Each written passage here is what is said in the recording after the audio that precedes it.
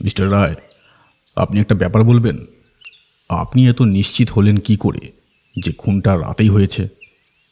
ধরুন এই খুনটা কাল বিকেলেও তো হতে পারে, কিংবা সন্ধ্যায়। সকালে এসে লাশটা পাওয়া গেছে, এই তো আমরা জানি। একদম ঠিক বলেছেন বিশ্বনাথবাবু, কিন্তু আপনি আমি অনুমান করে কিছু তো বললে চলবে না। আমাদের কাছে একমাত্র নির্ভরযোগ্য উৎস হলো পোস্টমর্টম রিপোর্ট। তবে তবুও বলছি, রাতেই খুনটা হয়েছে এমন সম্ভাবনা কিন্তু বেশি। কেন বলুন তো? অতুলবাবুর বাড়ির কাজের লোকটি সে কিন্তু নিজে কাল সারাদিন ছুটিতে ছিল। সে জানিয়েছে সন্ধ্যা পর্যন্ত সে বাড়িতে ছিল না। এই সময় খুনটা হয়েছে বলে আমার ধারণা। ওখানেই তো আমার প্রশ্ন। সে যদি সন্ধ্যা পর্যন্ত বাড়িতে ছিল না, তবে খুনের সময়টা আমরা ধরছি কেবল তার কথার ওপর ভিত্তি করে। আর ধরুন সেই খুনি যদি রাতে এখানে এসে থাকে, তবে সে কি হুট করে এসে খুন করে চলে গেল? নিশ্চয়ই সে জানত অতুলবাবু রাতে একা থাকবেন। তার মানে খুনির কাছে আগে থেকেই সব খবর ছিল। আমি চুপচাপ দাঁড়িয়েছিলাম। বিশ্বনাথ আর মিস্টার রায়ের কথোপকথন শুনছিলাম মনোযোগ সহকারে। সঙ্গে সঙ্গে ঘরের চারপাশটা নিরীক্ষণ করছিলাম। প্রতিটা কোণা, প্রতিটি ছায়া যেন নিজের গল্প বলছে। বিছানার ওপর এখনো পড়ে আছে মৃতদেহটা।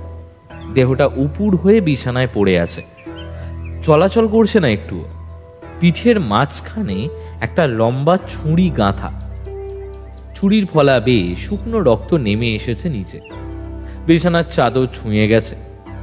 ঘরের মধ্যে গুমোট এক গন্ধ, রক্ত, ঘাম আর মৃত্যুর এক ধরনের আতঙ্ক ছড়িয়ে আছে বাতাসে। মৃত ব্যক্তির পরনে ছিল রাতের ঘুমানোর ঢিলে ঢালা পাজামা আর হালকা গেঞ্জি।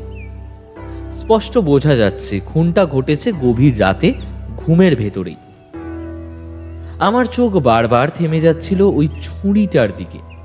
কিরকম নিখুঁতভাবে গাঁথা হয়েছে, যেন খুনি জানতো কোথায় আঘাত করলে নিশ্চিত মৃত্যু হবেই। হঠাৎ এক কনস্টেবল ঘরে ঢুকে পড়ল, বলল, স্যার, একজন আপনাকে নিচে ডেকে পাঠিয়েছে। খুব জরুরি কথা আছে নাকি বলছে। বেশিক্ষণ সে অপেক্ষা করবে না বলছে। এখন কারোর সাথে দেখা করাটা সম্ভব নয়, তুমি যাও, তাকে বলো অপেক্ষা করতে। আর শোনো, এই বাড়ির মধ্যে কেউ যেন ঢুকতে না পারে। সতর্ক থাকো। দরকার হলে বাড়ির চারপাশে টহল বাড়াও। আরে কেউ যদি কিছু বলতে চায় তাহলে তো দেখা করাটা দরকার। কে জানে, যদি গুরুত্বপূর্ণ কিছু জানা যায়। পোস্টমর্টেম আসতেও তো এখনো দেরি আছে নাকি? আগে সব খুঁটিয়ে দেখা দরকার। মৃতদেহটা ভালো করে দেখুন, আশেপাশের জায়গাটাও।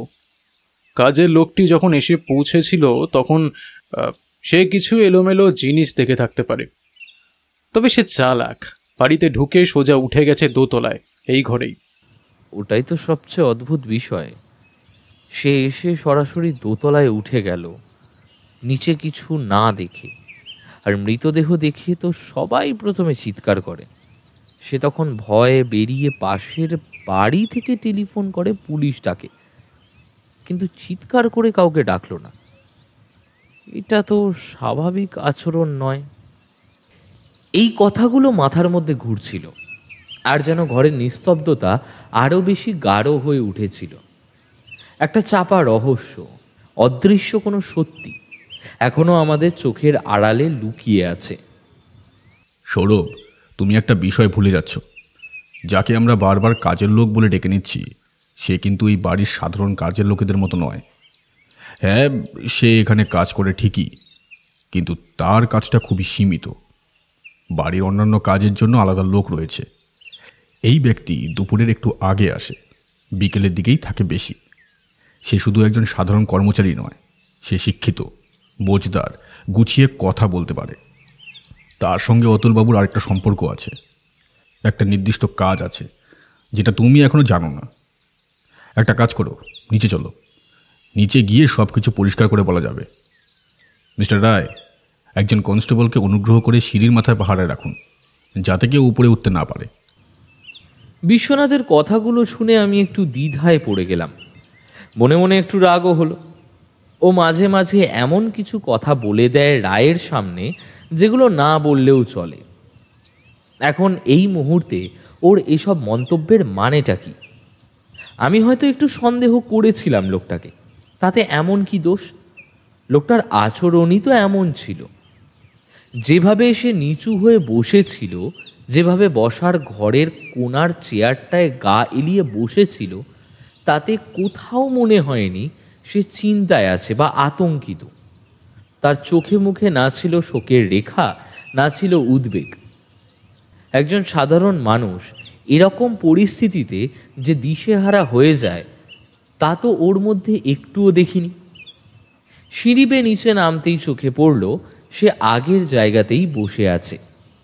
আমাদের দেখে সে উঠে দাঁড়িয়ে গলাটা একটু নামিয়ে বলল, ইন্সপেক্টর, যদি আমাকে একটু বাইরে যেতে দেওয়া হয় তাহলে খুব উপকার হতো। বাড়িতে তো বলে আসেনি যে এইভাবে আটকা পড়ব। তাছাড়া আমার আরও কাজ আছে। আমি সাধারণত সকালে এখানে ঘন্টা 3 মতোই থাকি। আর যদি তার চেয়ে বেশি দেরি হয়ে যায় তাহলে বাকি কাজগুলো ঝুলে যাবে। আপনি নিশ্চয়ই বুঝতে পারছেন। জানি এখন এসব বলা ঠিক নয়, তবুও বলছি। আপনি কি পাগল হয়েছেন? আপনি বুঝতে পারছেন না যে কি ঘটেছে? এটা একটা খুন, সোজা খুন হয়েছে এই বাড়িতে, যার সঙ্গে আপনি নিয়মিত কাজ করেন।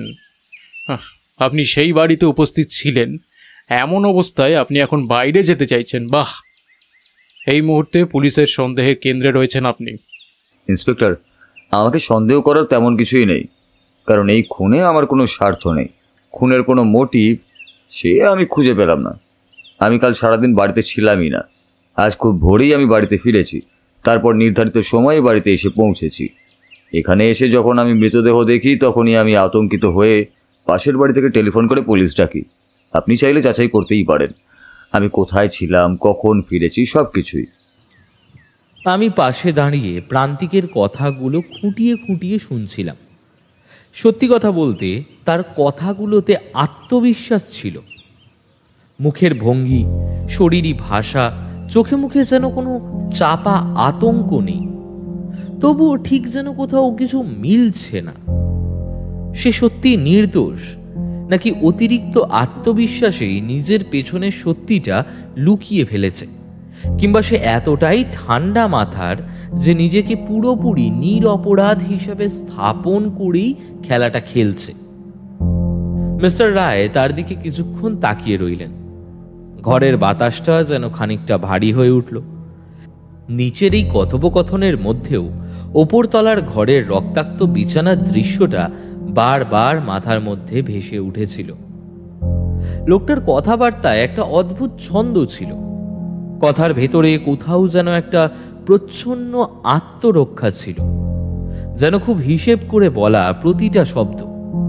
তার মুখে ছিল না আতঙ্ক, ছিল না দুশ্চিন্তার ছাপ, বরং একরকম আত্মবিশ্বাস, যা এই মুহূর্তে আরো বেশি সন্দেহের জন্ম দিচ্ছিল।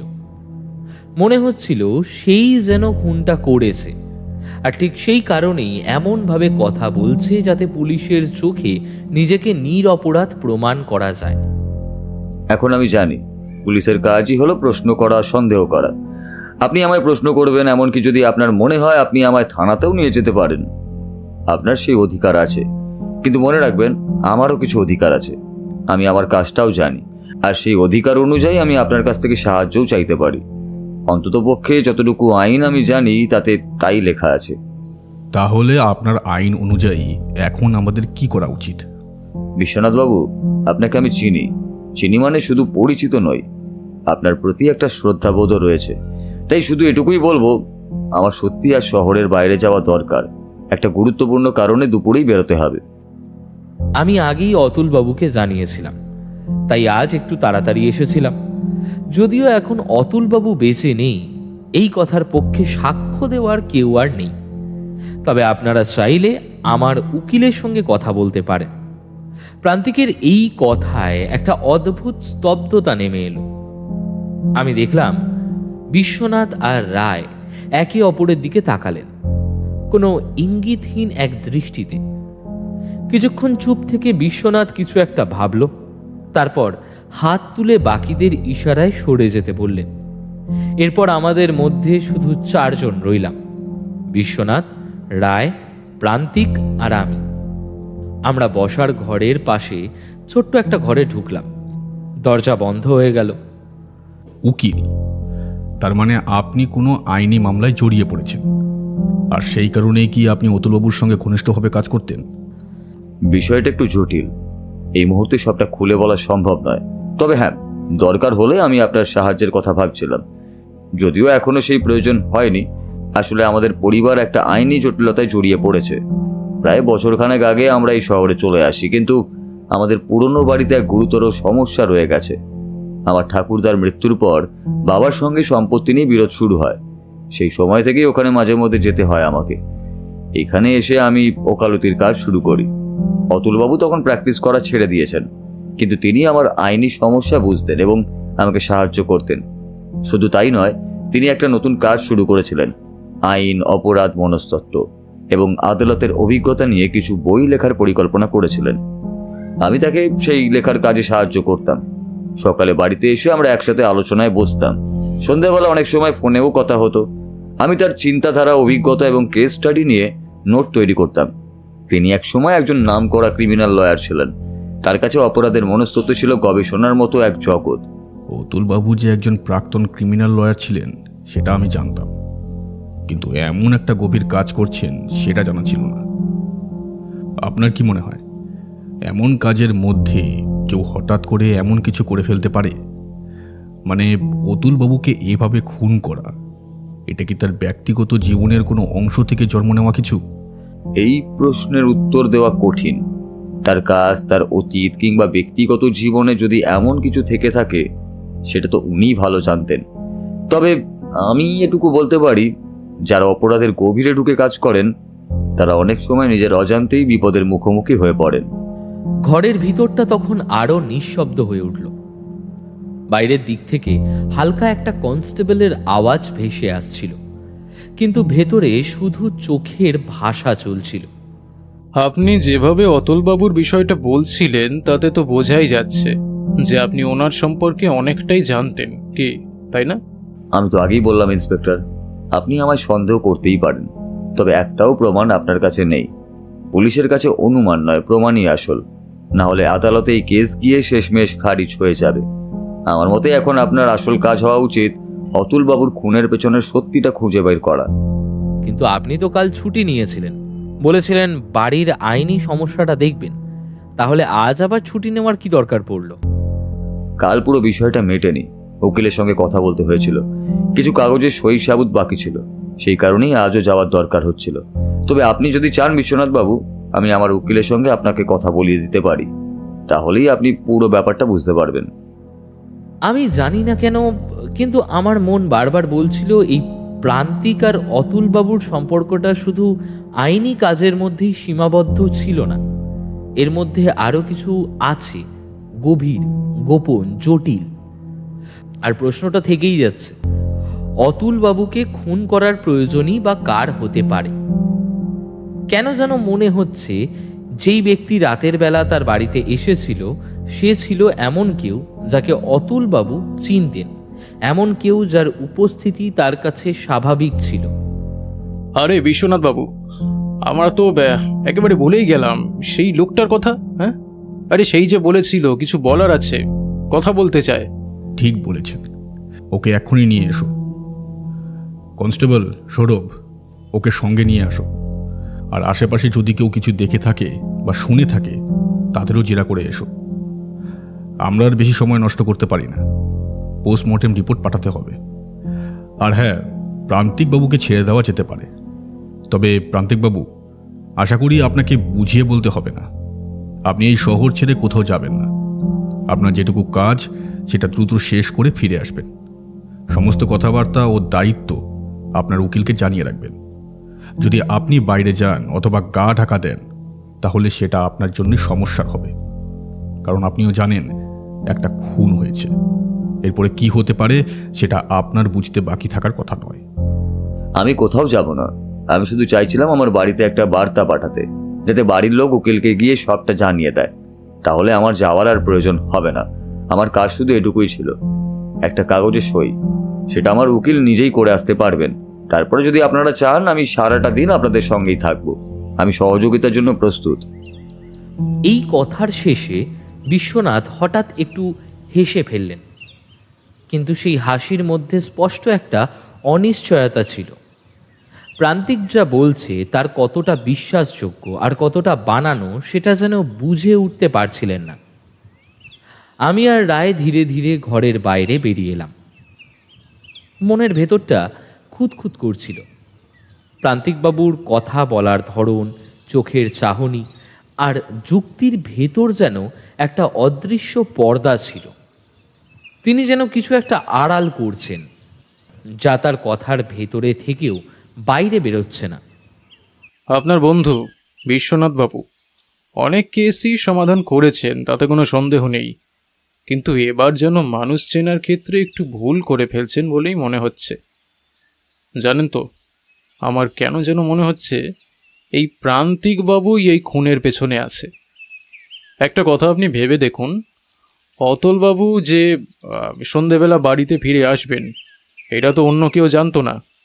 কাজের লোকটা সকালে আসে আর বিকেলে, সেদিন বিকেলে সে আসেনি, তাহলে একমাত্র কার জানার কথা?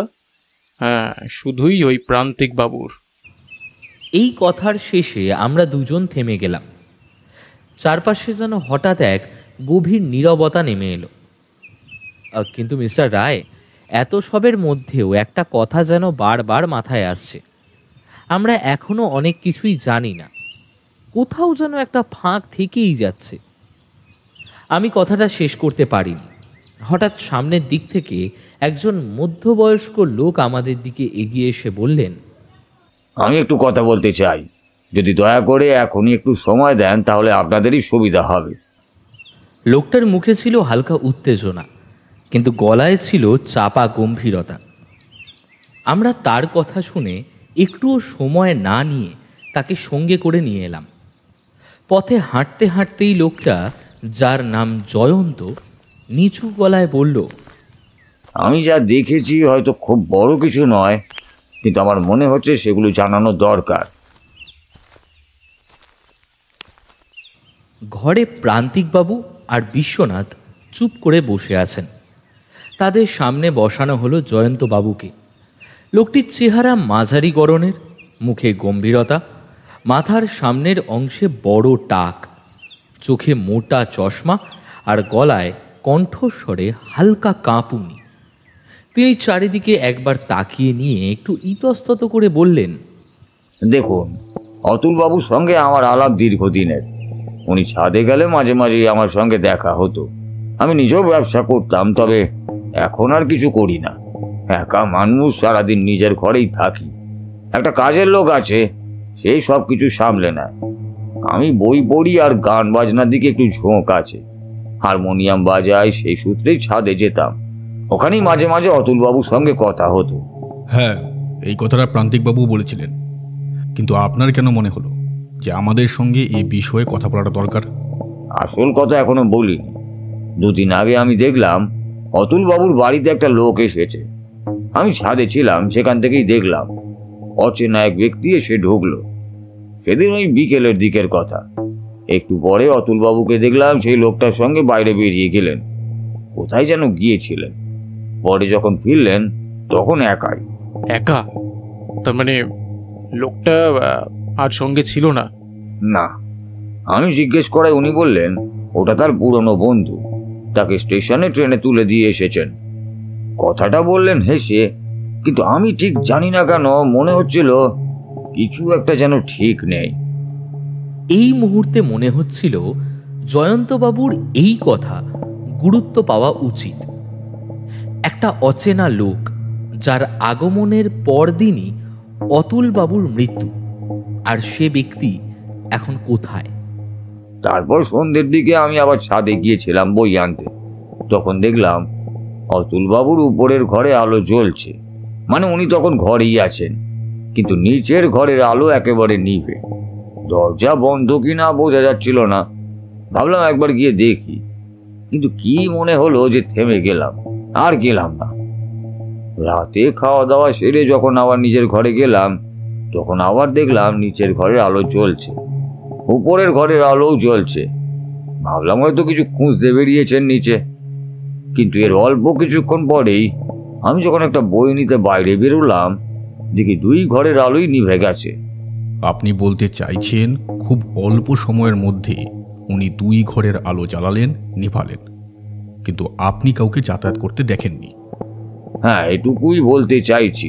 পুরো ব্যাপারটা যেন কোনো ছায়াময় রহস্য। উনি সাধারণত রাত জেগে কাজ করতেন, আলো জ্বালিয়ে রাখতেন, এটা আমার জানা। হ্যাঁ, জয়ন্তবাবু ঠিকই বলেছেন। অতুলবাবু সাধারণত রাত জেগেই কাজ করতেন। আইনের বই, মানসিকতা নিয়ে লেখা, এসব নিয়ে গভীরভাবে চিন্তাভাবনা করতেন। আমরা একসঙ্গে একটা প্রজেক্টেও কাজ করছিলাম। উনি তার চিন্তাগুলো খাতায় টুকে রাখতেন, পরে আমি এলে সেই নোট নিয়ে আলোচনা করতাম। এই মুহূর্তে একটা প্রশ্ন মাথায় ঘুরছিল।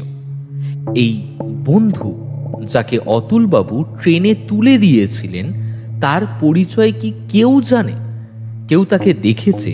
তার নাম, কোথা থেকে এসেছিল, আর সবচেয়ে বড় কথা, সে কি আদেও সত্যিকারের বন্ধু ছিল, নাকি মৃত্যুর বার্তা নিয়ে আসা এক ছায়াময় আগন্তুক? তার মানে আপনি বলতে চাইছেন কাল রাতে অতুলবাবুর ঘরের আলো একটু তাড়াতাড়ি নিভে গিয়েছিল, তবে তার আগেই কিছু সময়ের জন্য নিচের তলা এবং ওপরের তলার আলো একসাথে জ্বলছিল। হ্যাঁ, ঠিক তাই। আমি খুব সচেতনভাবেই লক্ষ্য করছিলাম, কারণ ওই রাতের মধ্যে কেমন যেন একটা অস্বাভাবিকতা ঢুকে পড়েছিল। এমনটা আগে কখনো হয়নি। কিন্তু আপনি বললেন সন্ধেবেলার দিকে অতুলবাবু বাড়ি ফিরেছিলেন। আমি কিছুক্ষণ আগে এলাকার লোডশেডিং সংক্রান্ত তথ্য জোগাড় করেছিলাম। জানতে পারলাম ঠিক সেই সময়ে এই এলাকায় কয়েক মিনিটের জন্য বিদ্যুৎ ছিল না। আপনি কি বলতে চাইছেন অতুলবাবু সেই লোডশেডিংয়ের মধ্যেই ফিরে এসেছিলেন? হ্যাঁ, যতদূর মনে পড়ে ওই সময়টাতেই। আলো না থাকলেও আকাশ পরিষ্কারই ছিল। চাঁদের আলোয় সবকিছু কিছুটা দেখাও যাচ্ছিল। মনে পড়েছে, চাঁদের আলোতেই আমি ওনাকে বাড়ির গেট দিয়ে ঢুকতে দেখেছি। তারপর আর কিছু স্পষ্ট মনে নেই। জয়ন্তবাবুর গলা খানিকটা নরম হয়ে গেল। গলার কাঁপুনি থেকে বোঝা যাচ্ছিল তিনি আরো কিছু বলতে চাইছিলেন, কিন্তু পারছিলেন না, কিংবা হয়তো সাহস পাচ্ছিলেন না। সমস্ত ঘটনা একটার পর একটা এসে যেন মাথার মধ্যে ঝড় তুলছিল। ঘটনাগুলো যেন পরিষ্কারই হচ্ছে না, বরং আরো বেশি জট পাকিয়ে যাচ্ছে। এরই মধ্যে প্রান্তিকবাবু, যিনি এতক্ষণ নিশ্চুপ ছিলেন, একপাশে বসে একটা দীর্ঘশ্বাস ফেলে বললেন, আমার পরিবারের লোকজন আমার খোঁজ নিয়ে চিন্তিত হবে। আমি শুধু চাইছিলাম একজন কনস্টেবলকে পাঠিয়ে খবরটা পৌঁছে দেওয়া হোক। বিশ্বনাথ তার কথায় মাথা হেলিয়ে সম্মতি জানালেন এবং কনস্টেবলকে তার বাড়িতে পাঠানোর ব্যবস্থা করলেন। আমি লক্ষ্য করলাম কনস্টেবলটি বেরিয়ে যাওয়ার আগে বিশ্বনাথ তাকে আলাদা করে কিছু কথা বললেন। তার মুখে তখনও একরাশ চিন্তার ছাপ। কোনো কিছু গভীরভাবে ভাবছেন, সেটা স্পষ্ট। অল্প কিছু সময় পরে রায়বাবুর নির্দেশে একটি পুলিশের ভ্যান এসে পৌঁছল। মৃতদেহ নিয়ে যাওয়ার প্রস্তুতি শুরু হলো। আমরা সবাই চুপ করে দাঁড়িয়েছিলাম। একটা নীরবতা যেন পুরো বাড়িকে গ্রাস করে ফেলেছিল। মৃতদেহ তুলতে তুলতে রায়বাবু বললেন, বিশ্বনাথবাবু, আমরা এখন যাচ্ছি। এই বাড়ির ওপর 2 জন কনস্টেবল পাহারায় থাকবে। সমস্ত দরজা জানলা বন্ধ করে তালা দিয়ে দিলাম। চাবিটা আমার কাছেই থাকবে। যদি কোনো প্রয়োজন লাগে তো জানাবেন ফোন করে। তারপর আমরা সবাই বাইরে এলাম। রায়বাবু মৃতদেহ সহ পুলিশের গাড়িতে রওনা দিলেন, আর আমরা উঠলাম পুলিশের জিপে।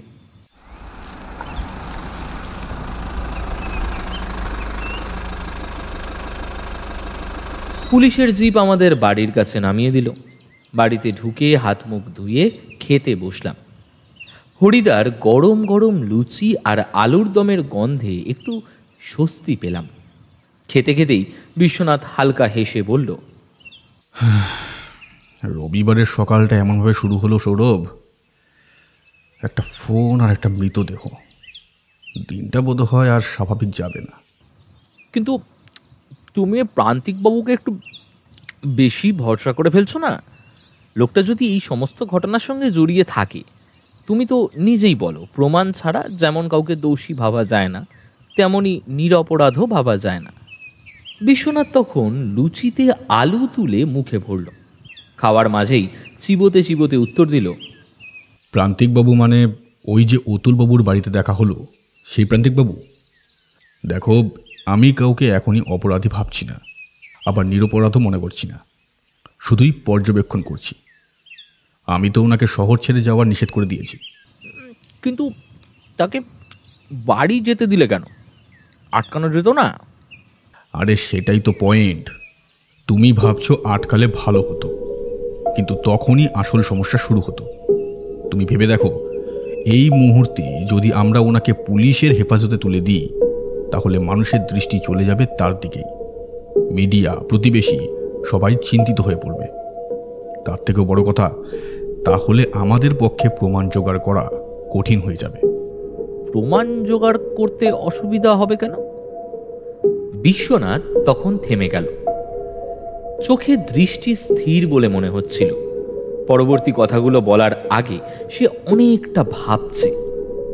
কারণ তখন লোকটা সাবধান হয়ে যাবে, নিজের দিক থেকে সমস্ত প্রমাণ সরিয়ে ফেলতে চাইবে, আর আমরা তখন কিছু খুঁজে পেলেও তার মূল্য হারাবে। বুঝলাম, বিশ্বনাথ শুধু তদন্ত করছে না, মানসিকভাবে প্রতিপক্ষকে বুঝে তার গতিবিধিও পর্যবেক্ষণ করছে। খেলা শুরু হয়েছে, কিন্তু সেই জানে কখন কাকে চাপ দিতে হবে আর কাকে ছেড়ে দিতে হবে। আর তখনই মাথার মধ্যে একটা প্রশ্ন ঘুরে ফিরে এলো, এই খুনের খেলায় আসল চালটা দিচ্ছে কে? হাতের শেষ লুচিটা মুখে পুড়ে দিল বিশ্বনাথ। তারপর একটু হাত মুছে নিয়ে যেন কথার মোড় ঘুরিয়ে দিল। দেখো সৌরভ, আমার কথাটা ভালো করে বোঝার চেষ্টা করো। এই মুহূর্তে আমাদের হাতে প্রমাণ বলতে কিছুই নেই। ঘরের দরজা খোলা ছিল, এই একটাই তথ্য। সেই দরজা দিয়ে প্রান্তিকবাবু সকালে বাড়িতে ঢুকেছেন।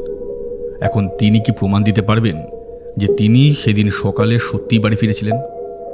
আমি কিছু বলার আগেই সে নিজের কথাটা আরো গুছিয়ে বলল, মনে আছে তো, আমি কনস্টেবলকে পাঠিয়েছিলাম প্রান্তিকবাবুর বাড়িতে যখন সে এখানে এসেছিল।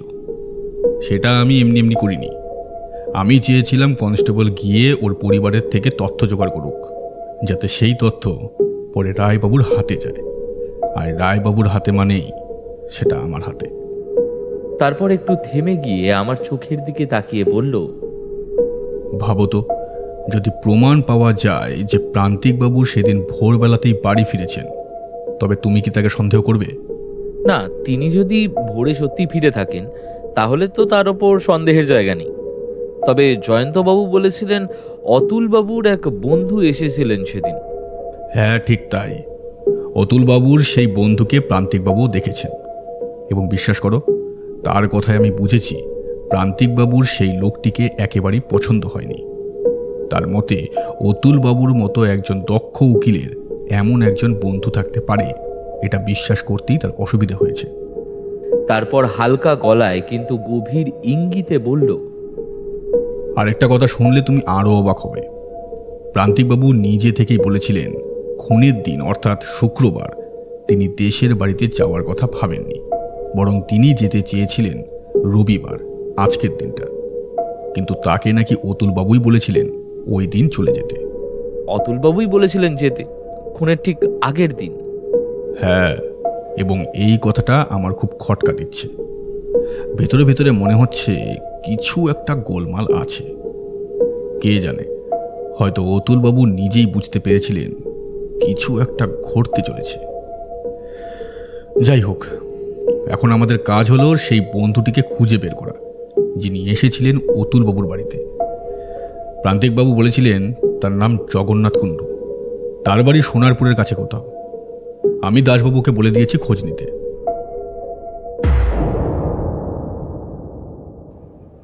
দেখতে দেখতে 2 দিন কেটে গেল। বাইরে যাওয়া হলো না, কেউ এলো না। শুধু মাঝে মাঝে দেখতাম বিশ্বনাথ ফোন তুলে মিস্টার রায় বা অন্য কারোর সঙ্গে নিচু গলায় কথা বলছে। তবে কি নিয়ে কথা বলছে কিছুই বুঝতে পারিনি। তৃতীয় দিনের সকালটা ছিল তুলনামূলক ঠান্ডা। আমরা যখন চা খাচ্ছি তখন বিশ্বনাথ বলে উঠল, আজ দুপুরে আমাদের সোনারপুর যেতে হবে। যদি তোমার অন্য কোনো কাজ থাকে তাহলে যেতে না চাইলেও সমস্যা নেই, তবে যদি যেতে পারো তাহলে ভালোই হয়। সোনারপুর মানে ওই যে অতুলবাবুর বন্ধু জগন্নাথ কুণ্ডুর বাড়ি? সবই মনে রাখো দেখছি। হ্যাঁ, ঠিক ধরেছ। জগন্নাথ কুণ্ডুর সঙ্গে পুলিশের কথাবার্তা হয়েছে। উনি জানিয়েছেন খুনের দিন সন্ধ্যাবেলাতেই তিনি বাড়ি ফিরে গিয়েছিলেন। তবে মুখে বললেই তো আর সব সত্যি হয় না। আমরা যাচ্ছি যাচাই করতে। একটা কথা বলো তো, অতুলবাবুর ঘর দেখে তো মনে হয়নি কোনো কিছু চুরি হয়েছে বলে, অথচ দরজা খোলা। যদি চুরির উদ্দেশ্য না হয় তাহলে এই খুনের পেছনে নিশ্চয়ই অন্য কোনো কারণ আছে। খুবই ভালো প্রশ্ন করেছে সৌরভ। খুনের উদ্দেশ্য কি ছিল সেটা বুঝতেই আমাদের দেরি হচ্ছে। বড় কথা হলো খুনটা ঠিক কখন হয়েছে। যতদূর মনে পড়ে জয়ন্তবাবু বলেছিলেন তিনি যখন রাতের খাবার খেয়ে ওপরে বই আনতে যাচ্ছিলেন তখন ওপরের আলো একবার জ্বলে আর নিভে যায়। আমি মনে করি সেই সময়ের মধ্যেই খুনটা হয়ে থাকতে পারে। হ্যাঁ, আলো নিভে যাওয়ার মধ্যে লুকিয়ে আছে খুনির ছায়া। কে জানে, হয়তো আলো নিভিয়ে খুনি নিজের কাজ সেরে ফেলেছিল।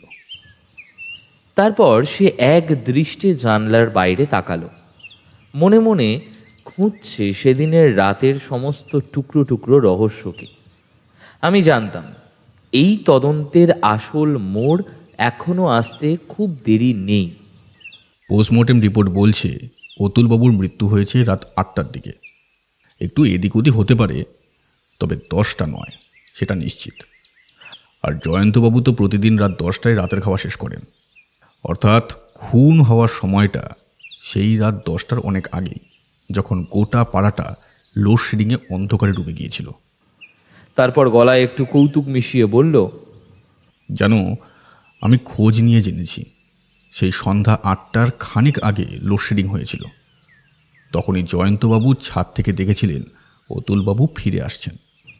তবে সবচেয়ে আশ্চর্যের কথা কি, বিশ্বনাথ এবার একটু এগিয়ে এলো, মুখটা একেবারে আমার সামনে এনে নিচু স্বরে বলল, সেদিন ছাদ থেকে জয়ন্তবাবু অতুলবাবুকে ডাকলেন, তখন অতুলবাবু তার দিকে ফিরেও তাকাননি, কেবল ঘরের ভেতর ঢুকতে ঢুকতেই হাত তুলে উত্তর দিয়েছিলেন।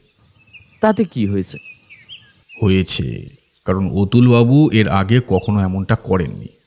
এই কথাটা জয়ন্তবাবু নিজেই বলেছেন। তিনি মনে করেছিলেন অতুলবাবু তাড়াহুড়োতে আছে, তাই হয়তো এমন করেছে।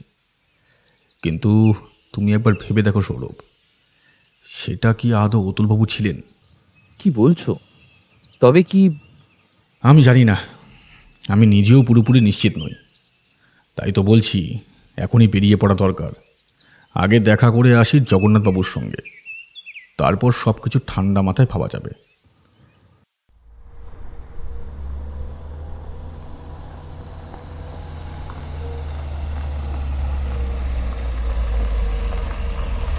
একটু ভাঙাচোরা লোহার গেট, সামনে একটা পুরনো বারান্দা, আর বারান্দার এক পাশে কাঠের দোলনা।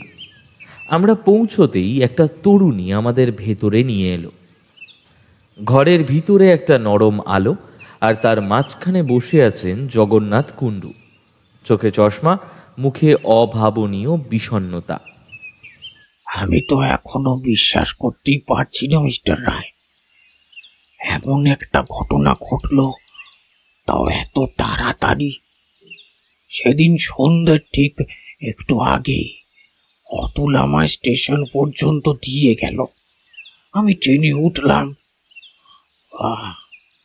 আর সেও চলে গেল। তারপর কিভাবে যে কি হয়ে গেল।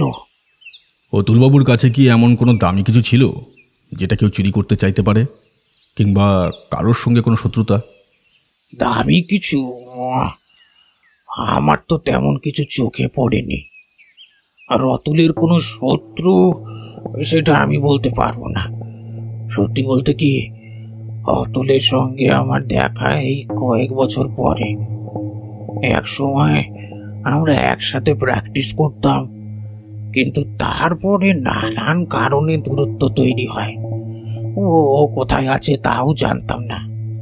কাল রাতে অতুলবাবুকে দেখে কি কিছু অস্বাভাবিক লেগেছিল?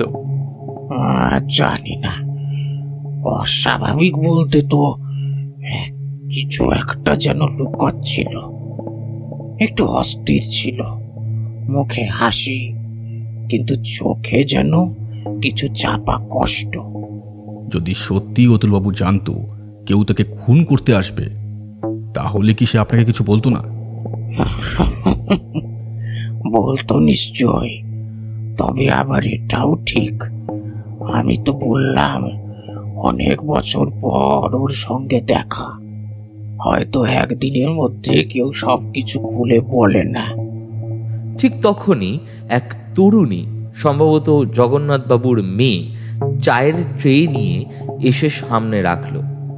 আমরা কাপ তুলে নিলাম। চায়ের প্রথম চুমুকটাতেই একটু প্রশান্তি খুঁজে পেলাম। আপনি কবে থেকে ওকালতি ছেড়েছেন? আজ থেকে প্রায় 10 বছর আগে। তারপরেই তো ধীরে ধীরে অতুলও ওকালতি ছেড়ে দেয়। আপনি বলছেন একসাথে প্র্যাকটিস করতেন, এত বছরের দূরত্বের পর দেখা হলো, তাও হঠাৎ, আর তারপরই এমন একটা ঘটনা। হ্যাঁ, এমন কাকতালীয় ঘটনা যে ঘটতে পারে আমি নিজেও ভাবিনি। কাকতালীয় নাকি কিছু পরিকল্পিত? ঘরের ভিতর একটা নিস্তব্ধতা নেমে এলো। চায়ের কাপের কাপে হালকা আওয়াজ, আর বাইরে বাতাসে শাল গাছের পাতার শব্দ ছাড়া কিছুই শোনা যাচ্ছিল না।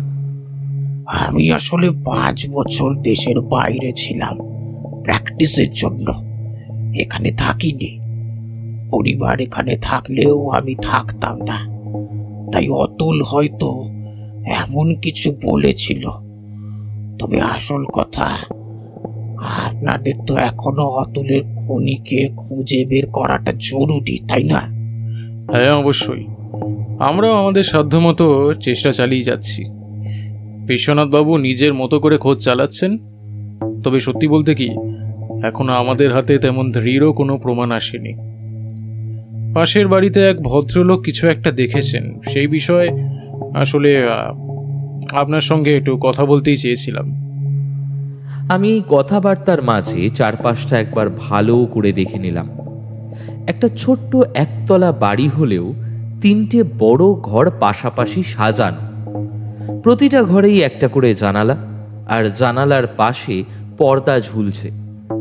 ঘরের আসবাবপত্র দামি, কাঠের টেবিল চেয়ারগুলো পালিশ করা, মেঝেতে পাতানো নরম কার্পেট। বেশ পরিপাটি এবং কিছুটা অভিজাত বলেই মনে হলো। ঘরের এক কোণে একটা বুক শেলফে গাদা গাদা পুরনো বই, পাশেই রাখা একটা মেটাল শো পিস, যেটা দেখেই বোঝা যায় লোকটি রুচি সম্পন্ন।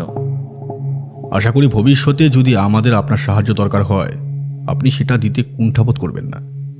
অবশ্যই, আমি তো চাই খুনিটা ধরা পড়ুক। আচ্ছা, একটা বিষয় জিজ্ঞেস করতেই হয়। অতুলবাবুর বাড়িতে প্রায়ই একজন তরুণ ছেলে আসতেন, নাম প্রান্তিক। তার বয়স খুব একটা বেশি নয়, কিন্তু সে ওকালতি নিয়ে আগ্রহী ছিল। মাঝে মাঝে অতুলবাবুর পরামর্শ নিতে আসতো। এমনকি অতুলবাবু যে ওকালতি বিষয়ে একটা বই লিখছিলেন, তাতে নাকি এই প্রান্তিকবাবু সাহায্যও করতেন। হ্যাঁ, আমি তাকে দেখেছি, কিন্তু কিন্তু কেমন যেন একটু একটু চালাক, মুখের ওপর কথা বলে, সবকিছুর প্রতি একটা উদাসীন ভাব। খারাপ ছেলে বলছি না, তবে সাবধানে থাকাটা উচিত। এমন ধরনের মানুষই মাঝে মাঝে খারাপ কিছুর সঙ্গে জড়িয়ে পড়ে। আপনি বলছেন খারাপ কিছু নয়, কিন্তু তার আচরণ সন্দেহজনক ছিল। কিছুটা তো ছিলই। আপনি ইচ্ছে করলে একটু ভালো করে খোঁজ খবর নিয়ে দেখতে পারেন, কারণ অতুল বাবুর বাড়ির কাজের লোক ছাড়া আর তো এমন ভাবে তার গতিবিধি জানে এমন কেউ ছিল না। এই মুহূর্তে হঠাৎ আমার মনে একটা কথা এলো। আমি সঙ্গে সঙ্গে বললাম, আরে অতুলবাবুর বাড়ির কাজের লোকের সঙ্গে তো আমরা কেউ ঠিকঠাক কথা বলিনি, তার কাছ থেকে কিছু জানা যায়নি?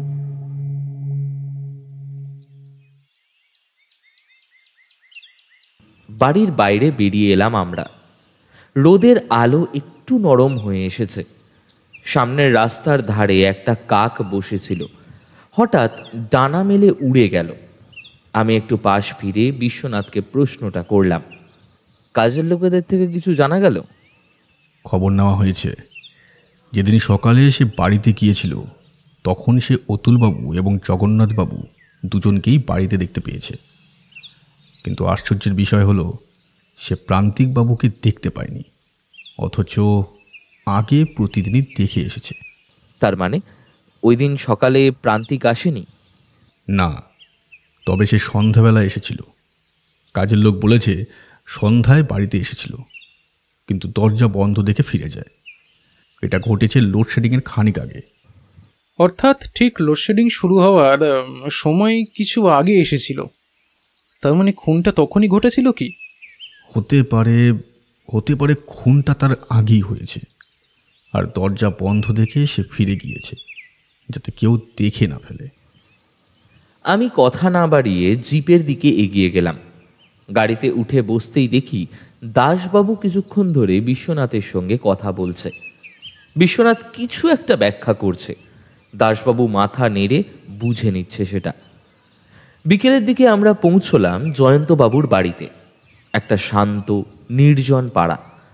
বাড়িটা একতলা, চারপাশে ছোট বাগান, আর দরজার পাশে একটা রেডিওর আওয়াজ ভেসে আসছিল। দরজা খুলে জয়ন্তবাবু নিজে এলেন।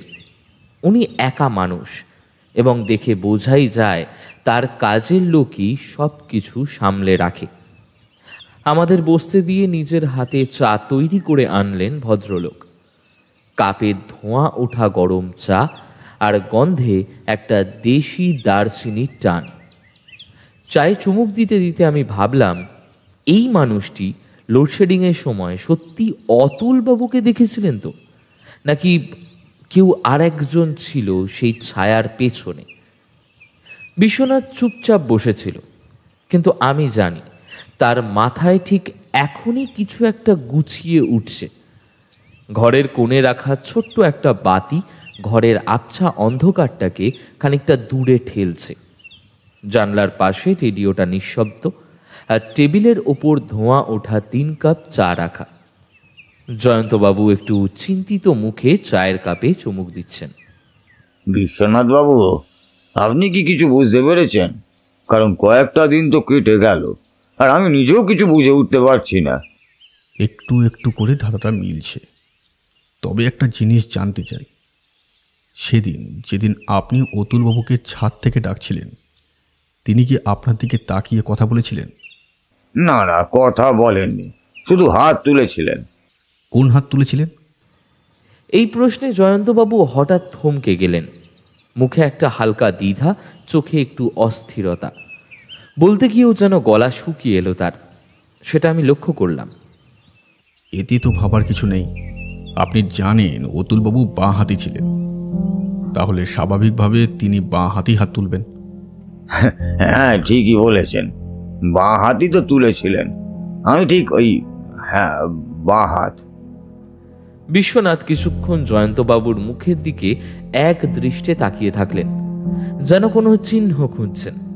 তারপর হঠাৎ আবার প্রশ্ন করলেন, আপনি তখন বলছিলেন চাঁদের আলোয় আপনি তাকে দেখেছিলেন। তিনি কি তখন দরজার সামনে দাঁড়িয়েছিলেন? হ্যাঁ হ্যাঁ, দরজার ঠিক সামনেই দাঁড়িয়েছিলেন। দরজা খুলছিলেন তখন। সেই সময় তো আমি ডাকলাম অতুলবাবু বলে। তিনি হয়তো হাত তুলে ঘরের ভিতরে চলে গেলেন। তারপর তো আর দেখা হয়নি। পরে রাতের দিকে দেখলাম ওর ঘরের আলো জ্বলছিল। খেয়ে দিয়ে নিশ্চয়ই নিজের ঘরেই ছিলেন। বিশ্বনাথ এবার কিছুটা চুপ করে গেলেন, আর তার চোখে তখন ভাবনার ছায়া। কপালে বিন্দু বিন্দু ঘাম জমছে। একটা রুমাল বের করে আলতোভাবে কপালটা মুছে নিলেন। আমি বুঝতে পারছিলাম কিছু একটা তিনি ভাবছেন। হঠাৎই একটা অদ্ভুত প্রশ্ন ছুঁড়ে দিলেন। আচ্ছা জয়ন্তবাবু, আপনি একসময় ব্যবসা করতেন বলেছিলেন, তা কিসের ব্যবসা? মানে ওই ছাপাখানার। একটা ছাপাখানায় কাজ করতাম, পরে সেটা একজনকে দিয়ে দিয়েছি। তবে এখনো মাসে মাসে একটা নির্দিষ্ট টাকা পাই, একটা চুক্তি মতো আর কি। অর্থাৎ আপনি ইচ্ছা করলে এখন যে কোনো বই খুব সহজেই ছাপাতে পারবেন এবং সেটা দ্রুত গতিতেই ছাপা হয়ে যেতে পারে, তাই তো? আমি একটু চমকে গেলাম এই প্রশ্ন শুনে। এতক্ষণে বুঝলাম বিশ্বনাথ বাবুর সন্দেহের তীর আস্তে আস্তে কোথায় গিয়ে ঠেকছে। কিন্তু কেন এই ছাপাখানার প্রসঙ্গ? হ্যাঁ, মানে সেটা তো অসম্ভবই। একটা ফোন করলেই কাজ হয়ে যাবে। তারপর হঠাৎই যেন জয়ন্তবাবু অন্য প্রসঙ্গে চলে গেলেন। কণ্ঠস্বর একটু নিচু হলো, কিন্তু চোখে একটা অস্বস্তি। সেদিন যিনি আপনার সঙ্গে কথা বলছিলেন নতুলবাবুর ঘরে, প্রান্তিক, হ্যাঁ ওই ছেলেটা, তার উপর কি আপনার কোনো সন্দেহ হয়েছে? আমার তো না, আপনার হয়েছে বুঝি।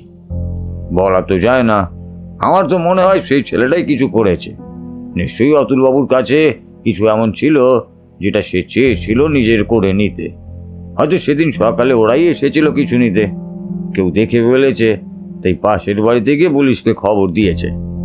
এই কথা শুনে আমি একটু অস্বস্তি বোধ করলাম। জয়ন্তবাবু যেভাবে কথা বলছিলেন সেটা যেন পুরোটা নিজের মন থেকে নয়, যেন মনে মনে কিছু চেপে যাচ্ছেন। আমার তো মনে হয় খুনটা সেই প্রান্তিকই করেছে, অথবা কাউকে দিয়ে করিয়েছে। ও নিজে না থাকলেও অন্য কাউকে দিয়ে তো কাজটা করাতে পারে। সে করাতেই পারে, কিন্তু কেন? তার উদ্দেশ্য কি? অতুলবাবুকে খুন করার পেছনে তার লাভটা কি? লাভ নিশ্চয়ই কিছু ছিল। আর ওই যে অতুলবাবুর সঙ্গে মিলে যে বইটা লিখছিল, ওটা তো নেহাত কিছু কম নয়। এমন একটা বই বাজারে এলে সেটা ভালোই চলবে, টাকাও আসবে অনেক। হতে পারে সে চেয়েছে সেই বইটা নিজের নামে ছাপাতে, তাই অতুলবাবুকে সরিয়ে দিয়েছে। এই কথাটা শুনে আমরা দুজনেই কিছুক্ষণ চুপ করে থাকলাম। জয়ন্তবাবুর চোখে তখন একটা অদ্ভুত ঝিলিক, এবং আমি দেখলাম তার কপালেও এখন ঘাম জমেছে।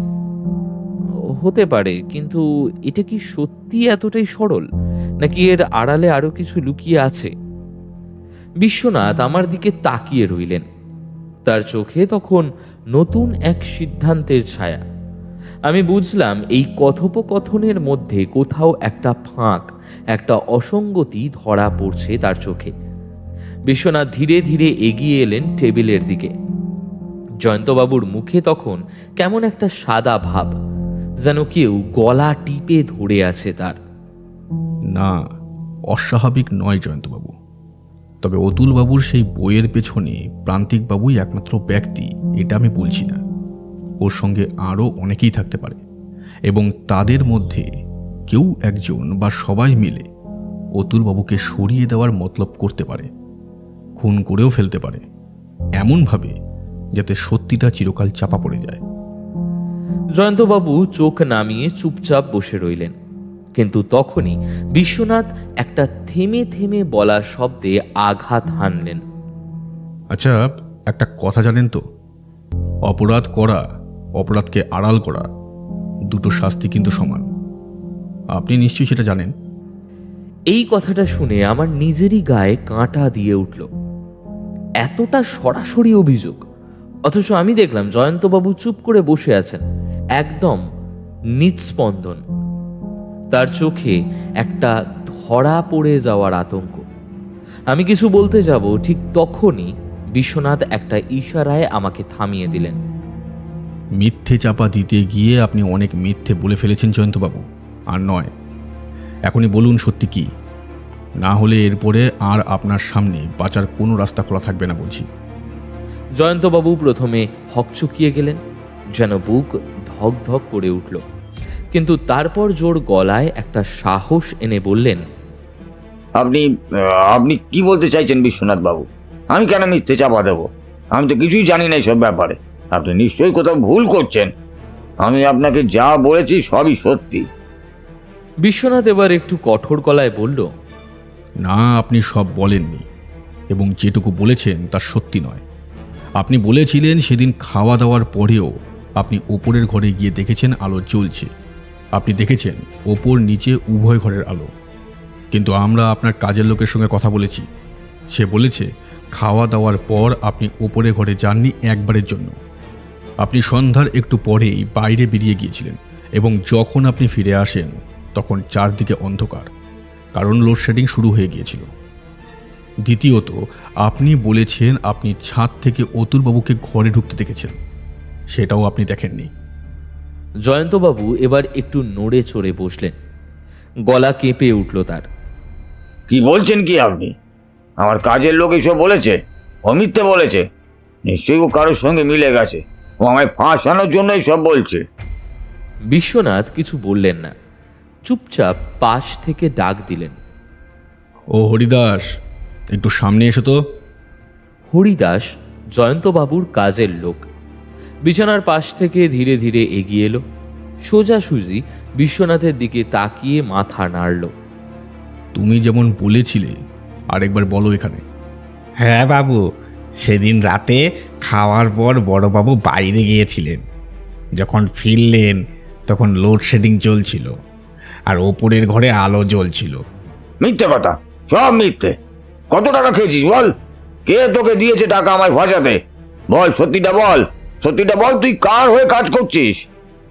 আমি দেখলাম জয়ন্তবাবুর চোখে তখন শুধু আতঙ্ক নয়, একরাশ রাগ আর হতাশা। তখনই বিশ্বনাথ একটু হেসে বললেন, মজার কথা বললেন জয়ন্তবাবু। আমি তো একবারও বলিনি আপনি খুনি। আমি শুধু বলেছি আপনি যেটা বলেছিলেন তা সত্যি নয়। এই সময় বাইরে একটা হালকা শব্দ হলো। দরজা খুলে হরিদাস আবার ঘরে ঢুকল। পেছনে দাসবাবু, সঙ্গে এক কনস্টেবল। পুলিশ দেখে জয়ন্তবাবু যেন মুহূর্তে গলে গেলেন। মুখ ফ্যাকাশে হয়ে উঠল এবং তার ঠোঁট কাঁপতে লাগলো। বিশ্বনাথ বাবু, আমি আমি কিছু করিনি। আমি ভয় পেয়েছিলাম। এবং তাই আপনি অপরাধীকে আড়াল করলেন, কারণ হয়তো সে অপরাধী আপনার সামনাসামনি পড়ে গিয়েছিল। আপনি তাকে চিনতে পারলেন, সে তখন আপনাকে বিশ্বাসে নিয়ে ফেলল। আপনি ভাবলেন একটু সহানুভূতি দেখালে হয়তো বাঁচা যাবে, কিন্তু আপনি বুঝলেন না সে মানুষটা কত বড় অপরাধ করে বসেছে। তার পেছনে অনেক বড় খেলা লুকিয়ে আছে, অনেক গভীর জল। আপনি তো শুধু মুখে জল ঢুকিয়েছেন, কিন্তু কেউ একজন কোমর পর্যন্ত জলে নেমে পড়েছে। জয়ন্তবাবু চুপ, মাথা নিচু, শুধু ঠোঁট কাঁপছে।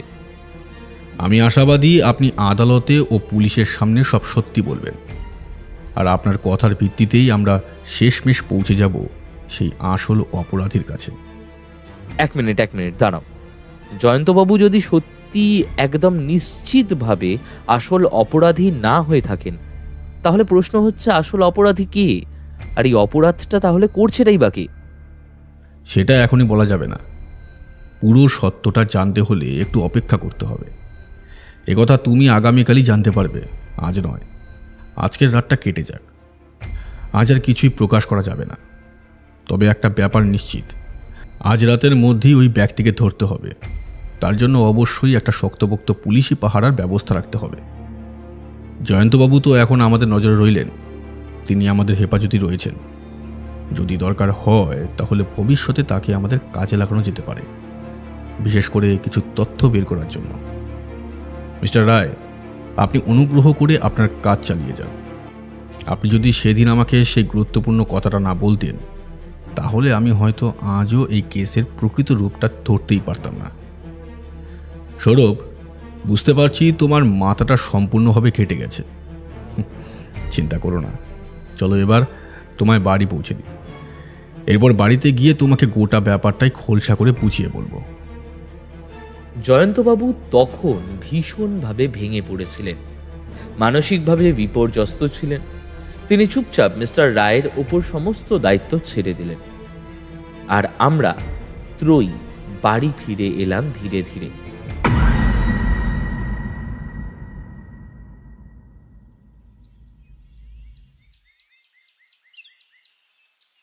পরদিন সকালবেলায় মিস্টার রায় হঠাৎ করেই এসে হাজির হলেন। মুখে স্পষ্ট আনন্দের ছাপ, সাথে নিয়ে এলেন বড় সড়ো এক সুখবর। খবর আছে, অপরাধী ধরা পড়েছে। কি হচ্ছে সব? তোমরা আদেও কি ঠিক করছো সেটা কিছুতেই বোঝা যাচ্ছে না। আমি ঠিক ধরে নিতে পারছি না গোটা ব্যাপারটা। আমি ঠিক আছে, হয়তো এখনও কিছুই বুঝতে পারিনি, কিন্তু তার মানে এই না যে তোমরা সবাই মিলে আমায় এইভাবে সব কিছু থেকে আড়াল করে রাখবে, এভাবে সব লুকিয়ে রাখবে। এর পরের কেসে তোমরা দুজনেই থাকবে, তোমরা দুজনেই সামলাবে সব কিছু। আমায় আর কোনো কেসে ডাকবে না, বুঝলে? আমি এই মুহূর্ত থেকেই তোমাদের সঙ্গে নেই। আমি নেই মানে নেই। আরে না না, রাগ করে কিছু লাভ নেই। সৌরভ, কথা তো শোনো। আমাকে তো বিশ্বনাথবাবু আগেই বলে দিয়েছিলেন এই ব্যাপারে কাউকে কিছু না জানাতে। আসলে আমরা নিজেরাও তখন শতভাগ নিশ্চিত ছিলাম না, সব কিছুই তখন ছিল অনুমানের ওপরে, একটা কাঠামো মতো। তার উপরে ভিত্তি করেই আমরা কাজ চালিয়ে যাচ্ছিলাম। তবে হ্যাঁ, জয়ন্তবাবু যদি তখন মুখ না খুলতেন, সত্যি কথা না বলতেন, তাহলে তো আমাদের একেবারে হাত পা বাঁধা থাকতো, কিছুই করার থাকতো না, একদম মানে কিচ্ছু না। সৌরভ, যদি তুমি গোটা ব্যাপারটা মন দিয়ে শোনো তাহলে বুঝতে পারবে ঠিক কতটা অবিশ্বাস্য ছিল পুরো ব্যাপারটা। এতটাই অবাস্তব যে প্রথমে আমাদের নিজেদেরও বিশ্বাস হচ্ছিল না। আর এমন একটা কাণ্ড যে বাস্তবেও ঘটতে পারে তা তো আমরা কল্পনাও করতে পারিনি। সেদিন, হ্যাঁ ঠিক সেদিন জগন্নাথবাবুর বাড়ি থেকে ফিরে আসার পথে হঠাৎ করেই মিস্টার রায় আমাকে একটা কথায় থামিয়ে দিলেন। তোমার নিশ্চয়ই মনে আছে, আমরা তখন ওখানেই দাঁড়িয়ে আলোচনা করছিলাম। আমাদের সেই কথোপকথনটা ঠিক এই রকম হয়েছিল। বিশ্বনাথবাবু, একটা জিনিস কিন্তু আমার মাথায় ঠিকঠাক বসছে না। জগন্নাথবাবু বললেন যে তিনি সেদিন সন্ধ্যের ট্রেনে ওখান থেকে রওনা দেন এবং এখানে ফিরে আসেন। এখন ধরুন, সন্ধ্যের ট্রেন যদি তিনি ধরেই থাকেন, তাহলে ধরতেই হবে সেটা হয়েছে 7:30টার দিকে। সেই হিসেবে তার এখানে পৌঁছতে লাগার কথা 1 ঘন্টা, অর্থাৎ 8:30 নাগাদ তিনি এখানে পৌঁছাবেন। তারপর বাড়িতে ফিরতে ফিরতে রাত ঠিক 9টার মধ্যে তিনি ঢুকে যাবেন বাড়িতে। এটাই তো স্বাভাবিক। কিন্তু আমি তার বাড়ির পাশের চায়ের দোকানদারের সঙ্গে একটু কথা বলছিলাম। সে একটা অদ্ভুত তথ্য দিল, জানেন। সে বলল যে সেদিন রাতে যে ঘটনাটা ঘটেছে, সেদিন রাতে নাকি এই জগন্নাথবাবু অনেক দেরি করে, প্রায় গভীর রাতে বাড়ি ফিরেছিলেন। সে চা দোকানদারটি ওখানে একটু দেরি করেই দোকান বন্ধ করছিল। তখনই সে বাড়িতে তাকে ঢুকতে দেখে। হ্যাঁ, নিজের চোখে দেখেছে রাতের বেলা। সেই কারণেই কথাটা তার মাথায় গেঁথে গিয়েছিল। আরও একটা কারণ ছিল অবশ্য মনে রাখার মতো। তার আগের দিন জগন্নাথবাবু বাড়ি ছেড়েছিলেন, ফলে ঠিক পরের দিন রাতে অস্বাভাবিকভাবে ফেরাটা তার নজরে পড়ে। তাহলে তো প্রশ্ন থেকেই যায়, সেই অতিরিক্ত সময়টা, সন্ধ্যার ট্রেন থেকে নামার পর থেকে গভীর রাতে বাড়ি ফেরার আগ পর্যন্ত, সেই সময়টা জগন্নাথবাবু কোথায় ছিলেন? কোথায় গেলেন? তিনি কি করছিলেন এত সময়? তিনি কি সত্যিই সোজা ট্রেন থেকে নেমে বাড়ি যাননি? তিনি কি কোথাও গিয়ে কারোর সঙ্গে দেখা করেছিলেন? এমন কারোর সঙ্গে যার সঙ্গে এই হত্যাকাণ্ডের সরাসরি যোগ আছে? মিস্টার রায়ের কাছ থেকে এই তথ্যটা শোনার পরেই আমার মনে এক অদ্ভুত খটকা লাগে। তখনই প্রশ্ন ওঠে, তাহলে কি সেদিন সন্ধেবেলা জগন্নাথবাবু সত্যিই স্টেশন থেকে ট্রেন ধরেছিলেন? না হলে এমনও তো হতে পারে তিনি সত্যি স্টেশন পর্যন্ত যাননি, তিনি মাঝপথে ফিরে এসে আবার অতুলবাবুর বাড়িতে প্রবেশ করেছিলেন এবং ঠিক তখনই তিনি অতুলবাবুকে খুন করেন। তারপর সমস্ত কিছু গুছিয়ে যেন কিছুই হয়নি এমনভাবে আবার পরের ট্রেনে চড়ে ফিরে আসেন নিজের বাড়িতে। তবে একটা জিনিস মাথায় ঘুরতে লাগলো, এই সময়ের মধ্যে তাকে কেউ দেখেনি, কোথাও কারোর নজরে আসেননি তিনি। সেটা কিভাবে সম্ভব? ঠিক তখনই আমার মনে পড়ে একটা গুরুত্বপূর্ণ ঘটনা। সেদিন সন্ধ্যাবেলায় এলাকায় লোডশেডিং হয়েছিল, পুরো পাড়াটা অন্ধকারে ডুবে গিয়েছিল। ধরো, যদি তিনি সত্যি 7:30টার ট্রেন ধরার পরিকল্পনা করেন, তাহলে অতুলবাবু যদি 7টার সময় বেরিয়ে বাড়ি ফিরতে 30 মিনিট নেন, তাহলে জগন্নাথবাবুও যদি পেছন পেছন বেরিয়ে যান, তবে তাকেও ফিরতে 30 মিনিট লাগবে। এই সময়টাই ছিল অন্ধকার, নিস্তব্ধ, বিদ্যুৎহীন এক সুযোগ। এই অন্ধকারেই তিনি হত্যাকাণ্ডটি ঘটিয়েছিলেন এবং ঠিক সেই লোডশেডিংয়ের সময়ে নীরবে বাড়ি থেকে বেরিয়ে যান। এরপর তিনি 8:30টার ট্রেনে চেপে স্টেশন পেরিয়ে শহরে ফিরে আসেন। স্টেশন থেকে বাড়ি আসতে আসতে প্রায় 10টা বেজে যায় এবং ঠিক সেই সময় চায়ের দোকানদার, যে দোকান সাধারণত 10টার আগে বন্ধ হয়ে যায়, সেদিন সামান্য দেরিতে বন্ধ করেছিল। সেই জগন্নাথবাবুকে রাত দুপুরে বাড়িতে ঢুকতে দেখে। এই তথ্যগুলো মাথায় আসার পরেই আমার মনে পড়ে জয়ন্তবাবুর সেই বক্তব্য, যা কিছুতেই এই হিসেবের সঙ্গে খাপ খাচ্ছে না। জয়ন্তবাবু আগেই বলেছিলেন তিনি ছাদের কাছে দাঁড়িয়ে সব সময় নজর রাখতেন এবং সেই সন্ধেবেলায়ও ছাদে দাঁড়িয়ে তিনি হাত নেড়ে কাউকে ইঙ্গিত করেছিলেন, কিন্তু অদ্ভুতভাবে কেউ তার দিকে ফিরেও তাকায়নি। তবু তার বাড়ির কাজের লোকের সঙ্গে কথা বলে জানতে পারি জয়ন্তবাবু সেই সন্ধেবেলায় বেরিয়ে গিয়েছিলেন। তার মানে এই ছাদে দাঁড়ানো ও কাউকে দেখার ঘটনা তখনই ঘটেছে যখন তিনি ঘরে ফিরে এসেছিলেন। তাহলে তো একথা মানতেই হবে তিনি অতুলবাবুকে চিনতে পারার কথা, কারণ অতুলবাবুর বাড়ির গেট ও দরজা একেবারে সরল রেখায় পড়ে না। সে কারণে চাবি খুলতে থাকা অতুলবাবুকে ছাদ থেকে একপাশে দাঁড়িয়ে দেখার সম্ভাবনা থেকেই যায়। কিন্তু তখন আকাশে চাঁদ থাকলেও সেই আলো ছাদে পড়লেও নিচের দরজার দিকে পড়ে না। তখনই আমি আচমকাই বলে উঠি, হ্যাঁ, কারণ তার বাড়ির গেটের একপাশে একটা বড় উঁচু পাঁচিল রয়েছে, আর দরজাটা সেই পাঁচিলের একদম গায়ে। ফলে ছাদের ওপর চাঁদের আলো পড়লেও নিচের দরজার কাছটায় আলো পড়ার সুযোগই নেই। অর্থাৎ জয়ন্তবাবু আদেও অতুলবাবুকে দেখেননি। একদম ঠিক ধরেছ সৌরভ। তাহলে প্রশ্ন ওঠে জয়ন্তবাবু মিথ্যে কথা বলেছিলেন কেন? তার উদ্দেশ্যটা কি ছিল? তিনি কোন স্বার্থে সেই অসত্য কথা বলেছিলেন? তেমনি জগন্নাথবাবুর পক্ষেও একটা মোটিভ তো থাকতেই হবে, না হলে তিনি অতুলবাবুকে খুন করবেন কেন? জগন্নাথবাবুর অতীত ঘেঁটে দেখা যায় তিনি এবং অতুলবাবু একসময় একসঙ্গে প্র্যাকটিস করতেন, কিন্তু পরে একটা গুরুত্বপূর্ণ কেসে তারা পরস্পরের প্রতিপক্ষ হয়ে দাঁড়ান। সেই সময়ে জগন্নাথবাবু নাকি মক্কেলের কাছ থেকে ঘুষ নিয়ে মিথ্যে সাক্ষ্য, মিথ্যে প্রমাণ হাজির করেছিলেন। ফলত তিনি একেবারে হাতে নাতে ধরা পড়েন। এমনভাবে ধরা পড়েন যে তাকে আইনজীবী হিসাবে জেল খাটতে হয়। তোমার মনে আছে নিশ্চয়ই, জগন্নাথবাবু নিজেই বলেছিলেন তিনি কয়েক বছর বাইরে ছিলেন। আসলে তিনি বাইরে যাননি, তিনি প্রথমে 2 বছর জেলে ছিলেন, তারপর শহর ছেড়ে চলে যান যাতে লজ্জাজনক অতীতটা চাপা থাকে। তিনি স্বেচ্ছায় অবসর নেননি, বরং তার উকিলের লাইসেন্স বাতিল হয়ে যায়। এই সব ঘটনার কেন্দ্রবিন্দুতে ছিলেন অতুলবাবু। আমার ধারণা সেদিন যখন অতুলবাবু হঠাৎ জগন্নাথবাবুকে নিজের বাড়িতে দেখেন, তখন তিনি ভাবেন পুরনো অতীত হয়তো জগন্নাথবাবু ভুলে গেছেন, তাই তাকে বাড়িতে ঢুকতে দেন। তিনি বুঝতেই পারেননি কি আশঙ্কা অপেক্ষা করছিল। তুমি তো নিজেই বলেছিলে না অতুলবাবুর থেকে কিছু চুরি হয়েছে কিনা? আরে হ্যাঁ, একেবারেই ভুলে গেছিলাম। সত্যি তো, অতুলবাবুর বাড়ি থেকে কি কিছু চুরি গিয়েছিল? হ্যাঁ, প্রান্তিক না থাকলে সেই তথ্যটা আমাদের অজানাই থেকে যেত। প্রান্তিকবাবু এবং অতুলবাবু মিলে একটা গবেষণাধর্মী বই লিখছিলেন, প্রায় শেষ পর্যায়ে ছিল। ঠিক সেই বইটাই চুরি হয়েছে। পুলিশি তল্লাশিতে জগন্নাথবাবুর বাড়ি থেকে সেই খসড়া উদ্ধার হয়েছে। হাতের লেখাও মিলেছে প্রান্তিকবাবুর সঙ্গে। জয়ন্তবাবু জগন্নাথবাবুকে এই কাজে সাহায্য করেছিলেন। বইটি ছাপানোর বন্দোবস্ত চলছিল গোপনে। তুমি বুঝতেই পারছো, একদিকে প্রতিশোধ, অন্যদিকে লোভ। জগন্নাথবাবু এবং জয়ন্তবাবু দুজনেরই ছিল যথেষ্ট মোটিভ এবং হত্যাকাণ্ড ঘটানোর সুযোগও ছিল। আর তারা দুজন মিলে এই কেসটাকে ভিন্ন খাতে চালিয়ে দিতে চাইছিল।